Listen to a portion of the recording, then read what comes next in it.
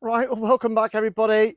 Uh, Thanks for joining me on my little mini series, if you like, of following the sweet corn through its journey of growth every 10 days, where I've been filming the sweet corn every 10 days, giving updates both here in the polytunnel and outside, giving my thoughts on it, seeing what's happening, seeing what's growing, how they're growing, what I'm doing. So once we've finished this, we'll have a complete start to finish video. Anyway, things are kicking off in the polytunnel. I mean, last week these were 4'6". Now they're up in the roof. They're over 7 foot tall. I mean, it's bonkers, bonkers. In just 10 days, they've gone from 4'6" to 7 foot, and they're really starting to flower out in the top to the point that, I mean, look at this. Get you focused. That's pollen. That's the pollen raining down. But my only concern is there's no cobs or strings coming out the cobs, because I understand the strings come out the cobs and the pollen's got to pollinate the strings. So I'm slightly concerned that these are flowering too early for the cobs. And also, when it comes to cobs, last week I got it or last week, 10 days ago, I got it completely wrong. I thought these two extra stems coming out from the bottom were going to produce me cobs. But no. They just seem to be more leaf to help feed the plant, I guess. And from what I gather now, these coming out of the main stem here and here, they're going to be our cobs. So I got it completely wrong. The stems at the bottom aren't our cobs, they're just extra leaves. So that's those in here. I'm deep watering them every 4 days, and about every 10 days I give them a little top dressing of Vitax Q4 fertilizer, and they seem to be loving that. They're absolutely romping away.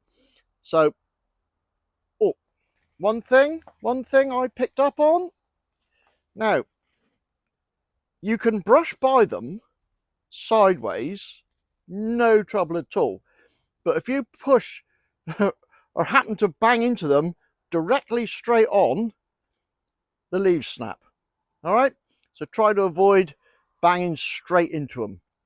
And we'll pop around and just have a look at the one on the corner. That was the smaller one last time, and he's still, oh, was he probably 3 foot shorter than the others. So I don't really know the real reason for that.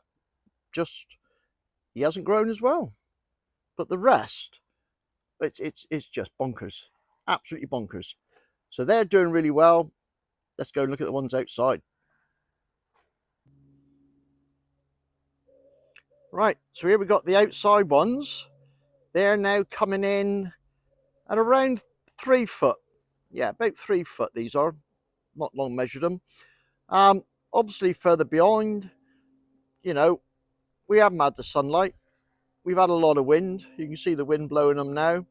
They have got a bit of wind protection with the plastic mesh and wind netting.